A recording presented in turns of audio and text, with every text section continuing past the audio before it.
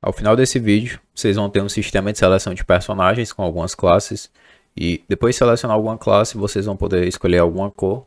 Que no caso, isso aqui vai ser mais para um caso de seleção de skins. Depois de selecionar uma classe.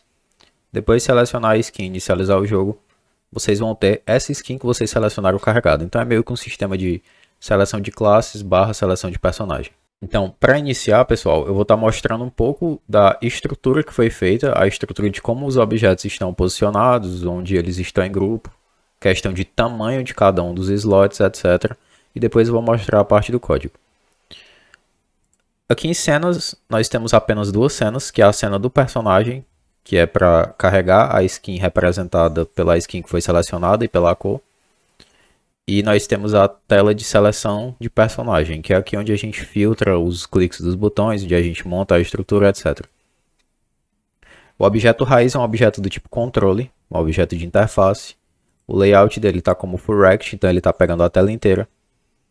Além desse objeto do tipo controle, nós temos esse color rect, que ele também está com o full rect marcado para pegar a tela inteira. E essa aqui foi a cor que eu passei, o hexadecimal da cor. Mas basicamente eu arrastei tudo aqui para o preto, para ficar uma cor escura. E eu só diminui o modulate, eu deixei ele com 40% do seu alpha. Então é um preto com 60% de transparência, só para dar um background mais interessante, né? Para não ficar o fundo cinza da Godot.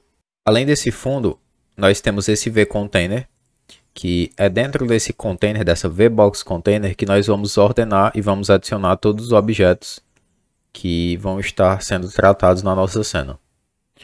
Aqui em Rect vocês podem ver que ele está marcado como Full Rect, então ele está com um tamanho de 1024 por 600, que é a resolução padrão da Godot em um projeto na Godot 3.5.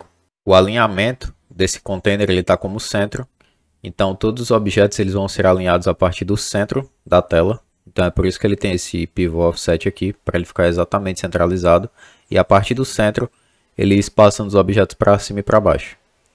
Além disso, aqui em Theme Overrides, nós adicionamos uma constante de 64 pixels. Então, cada um dos filhos desse container meio que vai ter um espaçamento de 64 pixels para cima e para baixo de cada um dos seus irmãos. Aqui na estrutura, se a gente for minimizando, vocês podem ver que nós temos o texto aqui em cima, esse H-container aqui no meio, e esse Select Container que está invisível aqui para baixo. Então, se eu deixar os três visíveis, eles meio que têm esse espaçamento de 64 pixels entre eles. E quando eu oculto um ou outro, vocês podem ver que eles vão mudando os objetos de lugar. Eles estão mudando os objetos de lugar justamente por causa do alinhamento no centro. A Godot ela sempre vai tentar deixar os objetos centralizados baseado no retângulo que está sendo utilizado. Então se a gente tirar o Select Container, ele vai centralizar esses outros dois. Se a gente marcar o Select Container, ele vai centralizar os três objetos. Mas por padrão, essa é a estrutura inicial. Nós temos aqui um texto, que é o main text, que seria mais um texto para exibir uma mensagem, no caso aqui é por favor, selecione uma classe.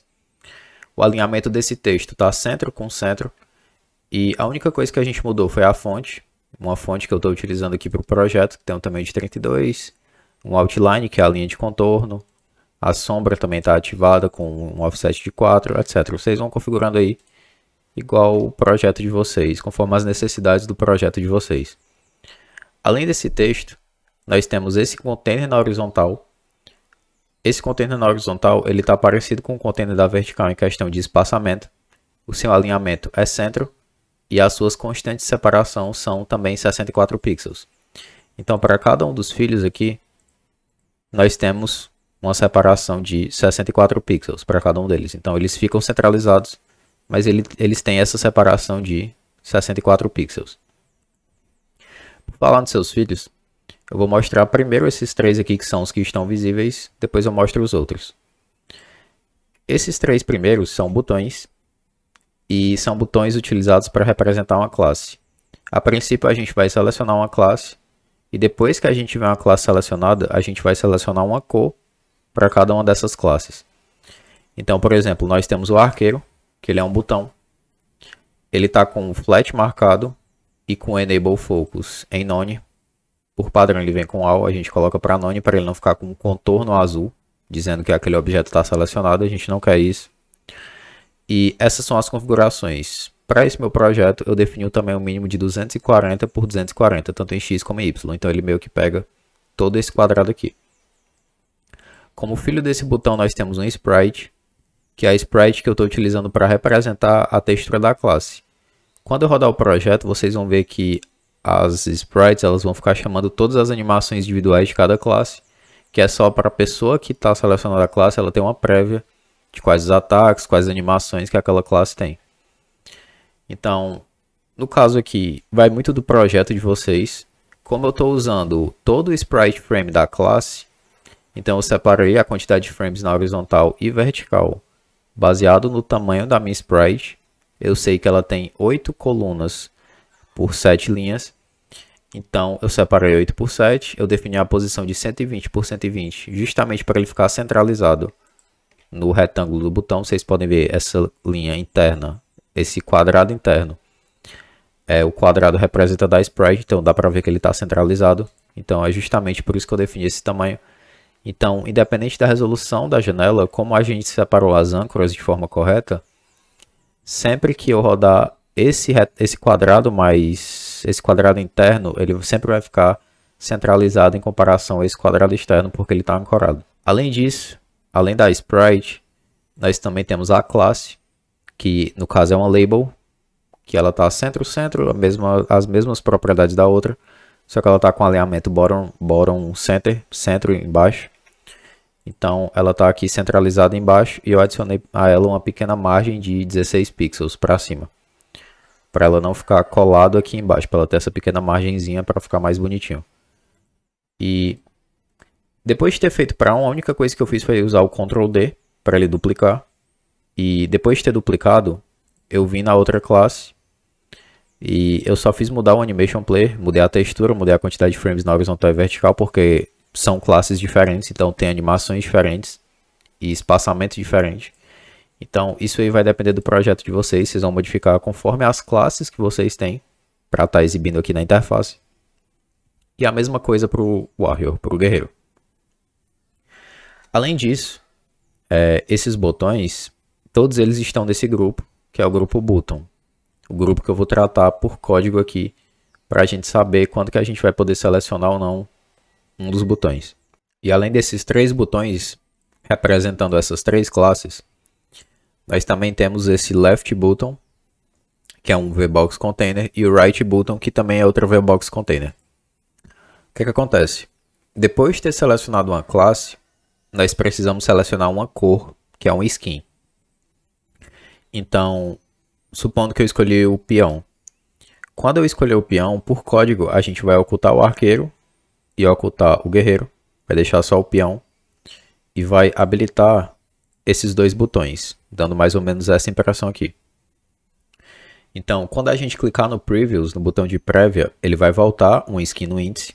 Então, se nós temos 4 cores e nós estamos na primeira, ele vai para a última. Se a gente estiver na primeira e der um Next, ele vai para a segunda, terceira, quarta. Quando a gente estiver na quarta, ele volta para a primeira. Então, os botões eles meio que tem esse loop. O Next ele vai de 0 até 3. Quando chega no 3, volta para o 0. O Previews a mesma coisa, só que em ordem decrescente. E o que é que tem em cada um desses containers? Nós temos outro botão. A gente cria esse container aqui justamente para deixar ele centralizado. E para deixar ele centralizado, a gente só precisa marcar o alinhamento com o centro e colocar o botão aqui dentro. Esse botão, mesma coisa, Flat, Enable Focus como None. E tem uma textura que está com layout de center para ficar centralizado justamente na área do botão. Então, a área do botão é essa, que fica justamente pegando mais ou menos a área do texto. E esses 2 botões, eles também estão no grupo botão, porque fica mais fácil de tratar todos os botões se eles estiverem no grupo por código. O botão da direita é a mesma coisa, a única diferença é o nome. A única coisa que está variando entre eles é o nome, porque a gente vai tratar a ação do botão, a ação do clique, pelo nome.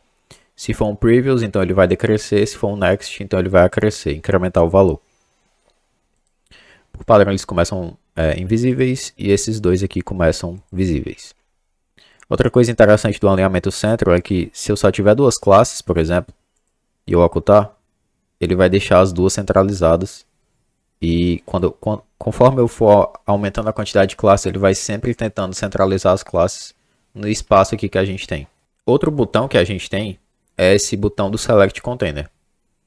Depois que a gente tiver selecionado uma classe e selecionado a skin, a gente vai habilitar esse container aqui, que é um HBox Container. Ele está com alinhamento centralizado, iguais esses VBox aqui, justamente para a gente poder centralizar o botão aqui no meio. E quando a gente pressionar o botão Start Game, é quando ele vai puxar as informações da skin que foi carregada e enviar para o personagem. E lá do personagem a gente pode carregar a skin que foi selecionada e a classe, respectivamente. Era isso para a estrutura. Agora a gente vai meio que partir para o código. Antes de partir para o código, eu vou novamente mostrar aqui uma demo. Vocês podem ver que está centralizado, ele está chamando as animações. Outra coisa que eu esqueci de falar é que no Animation Player, nós criamos essa animação, né, que é a animação mostrando todos os frames. Nós habilitamos o loop e nós marcamos esse Auto Play on Load. Então dessa forma, sempre que ele rodar, sempre que ele começar a iniciar o projeto, ele vai mostrar todas as animações respectivas de cada uma das classes. Agora se eu rodar, vocês podem ver, quando eu seleciono uma classe e eu vou apertando o botão de Previews ou Next, o Next ele vai crescendo nas cores, o Previews ele vai voltando. Depois de ter uma skin, a gente pode simplesmente marcar o Start Game, que ele vai carregar o nosso jogo com a respectiva skin que foi selecionada. Tá, agora a gente vai explicar o código. Nós temos 3 scripts aqui nesse nosso projeto e um códigozinho de 100 linhas. Vou estar explicando eles aqui, todas essas linhas de forma detalhada. A primeira coisa que a gente faz é criar um ready vars que vão guardar referência aos objetos. No caso, a main text vai guardar referência ao main text, porque querendo ou não, a gente muda esse texto. A gente começa com o texto de please select a class, mas depois que a gente seleciona uma classe, a gente muda o texto para please select a skin, porque a gente já escolheu uma classe, agora a gente só está escolhendo uma cor. Então a gente muda esse texto. Além disso, nós temos o left container e o right container, que são os containers dos botões, e o select container, que é o container mais embaixo aqui, porque a partir desses containers a gente consegue estar acessando esses botões. A gente consegue estar mudando, modificando a visibilidade, né? Porque como eles começam invisíveis, em certo ponto do projeto a gente vai ter que deixar eles visíveis. Então é por isso que a gente guarda referência a eles aqui em cima nessas variáveis. Além disso, nós temos a lista de objetos. A lista de objetos ela vai ser representada pelas classes arqueiro, peão e guerreiro. Então aqui a gente guarda referência a esses objetos ao arqueiro, ao peão e ao guerreiro. E como é que funciona nesse meu projeto? Eu tenho uma path list que vai retornar o caminho até a pasta das assets, até a pasta dessas skins. Se a gente vier aqui em assets, vocês veem que eu tenho a pasta troops. Dentro da pasta troops eu tenho 3 pastas, uma para arqueiro, uma para peão e uma para guerreiro. Todas as 3 contêm 4 cores de skins diferentes, então meio que tem essa estrutura de res troops aí archer, pawn e warrior, que é justamente o que a gente tem aqui, archer pawn warrior . Em seguida nós temos a lista de cores, que são 4 cores, né, em ordem crescente aqui, azul, roxo, vermelho e amarelo. Então elas também estão ordenadas aqui. Então por meio desse índice de skin que começa do 0, ele vai variar. O 0 na colors list no índice 0 vai puxar o azul, no índice 1 vai puxar o roxo, no índice 2 o vermelho, no índice 3 o amarelo. A mesma coisa para o class ID. O class ID ele vai variar de 0, que é o arqueiro, 1, que é o peão, 2, que é o guerreiro. Então path list no índice 0 significa que ele vai puxar o path do arqueiro, no índice 1 significa que ele vai puxar o índice do peão, no índice 2 significa que ele vai puxar o guerreiro.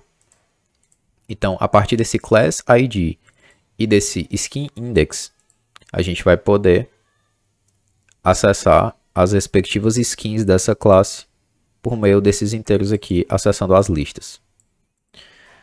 Então, outra coisa que a gente tem é um booleano para saber se a classe já está selecionada por causa dos sinais que a gente vai conectar. Já eu explico. E a gente também tem um objeto selecionado, porque quando a gente for carregar um skin, a gente precisa saber também a quantidade de frames na horizontal e vertical. Então, como as nossas sprites aqui, elas estão configuradas com frames na horizontal e na vertical, se a gente guardar referência a essa textura, a gente consegue acessar essas propriedades pelo HFrames, VFrames e pela textura. Então a primeira coisa que a gente tem aqui é a função ready, a função que vai ser executada assim que a gente rodar o projeto. E aqui nós vamos estar iterando para cada um dos botões na getTree, então nós vamos acessar a raiz e vamos puxar todos os objetos do grupo botão. Então é por isso que nós temos todos esses grupos, todos esses objetos do grupo botão. Porque dessa forma fica mais fácil de acessar todos eles. Porque esses três botões, eles estão na mesma hierarquia. Porém, o botão do container da esquerda e do container da direita, eles estão em hierarquias diferentes. Porque eles são filhos de outros objetos. Então, para eu poder acessar todos eles de forma simples, com apenas uma única estrutura de repetição, fica mais fácil apenas colocando eles, todos eles, no grupo botão. E esses botões, eles vão ter três sinais conectados.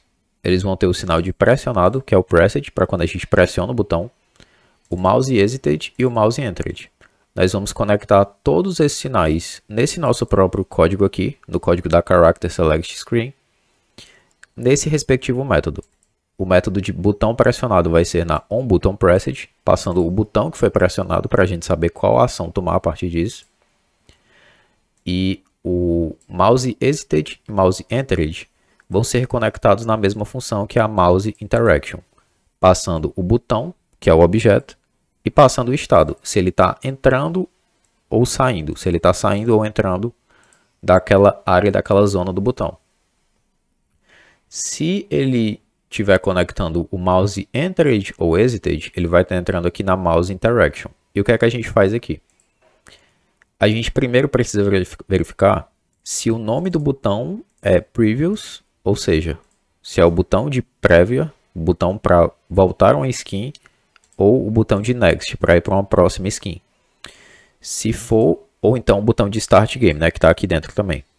Se for um desses três botões, então ele vai mudar o modulate. Se a gente estiver saindo da zona do botão, o alpha vai ser de 100%. Se a gente estiver entrando, o alpha vai ser de 50%. Então é para dar transparência, para a gente meio que ter o feedback de que onde a gente está passando o mouse é um objeto clicável. Caso seja um desses três botões, ele vai diminuir o alpha. Mas ele também vai diminuir o alpha dos outros botões, né, que são o do Archer, do Peão e do Guerreiro, caso a classe não tenha sido selecionada. A princípio, quando a gente roda, a nossa classe ela não é selecionada.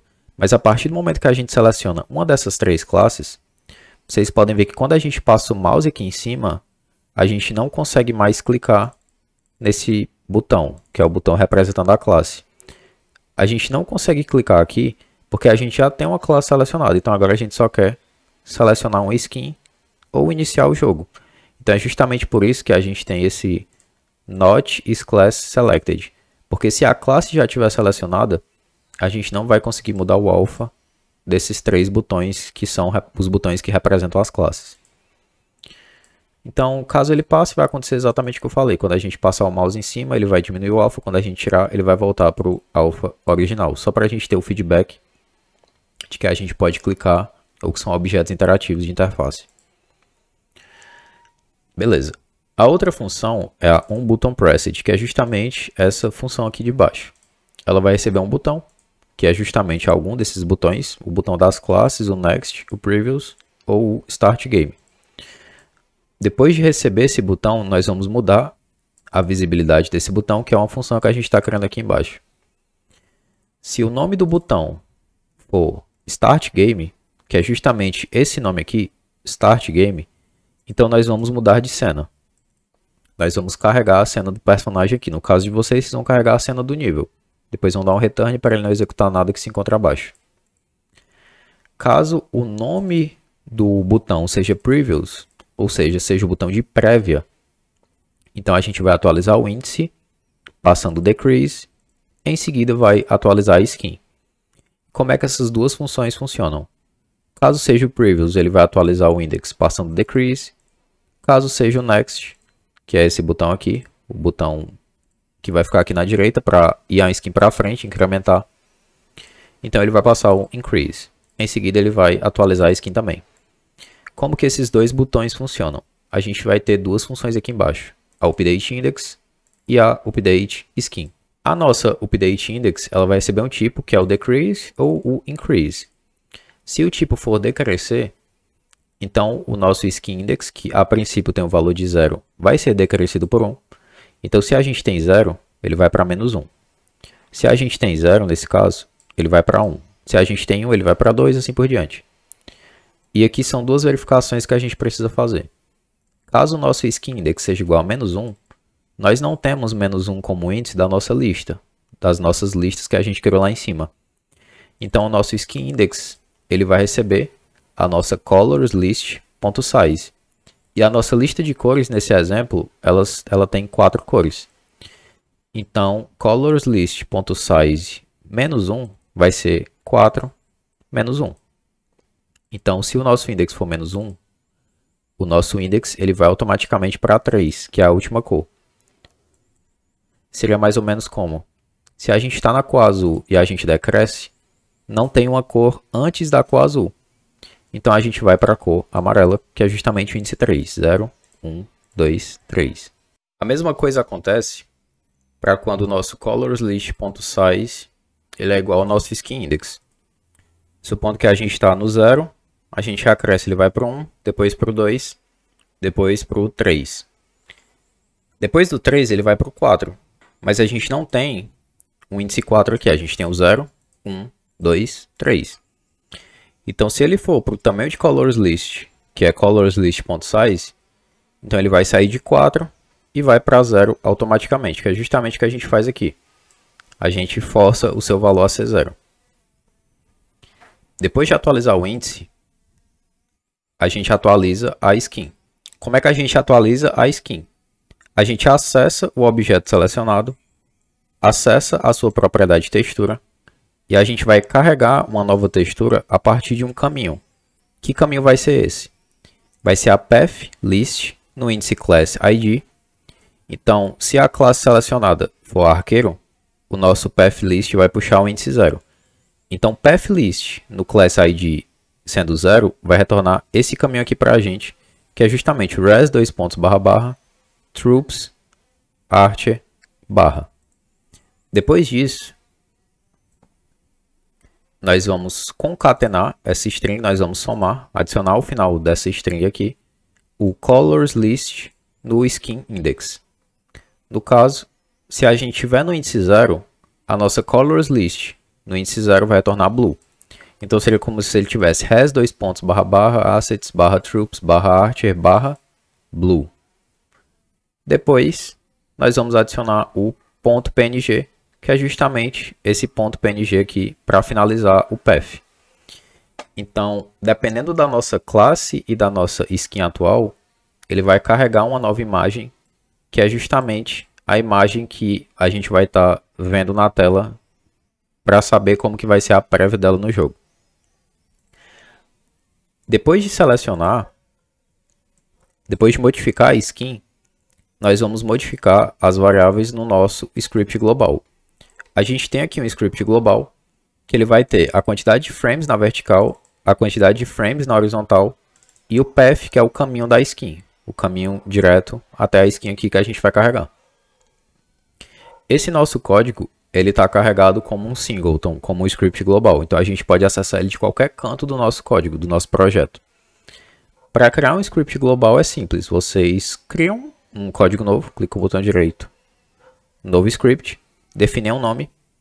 Depois de ter criado esse script, vocês vêm em projeto, configurações do projeto, autoload, clicam aqui nessa caixinha, procuram pelo código que vocês querem adicionar como singleton.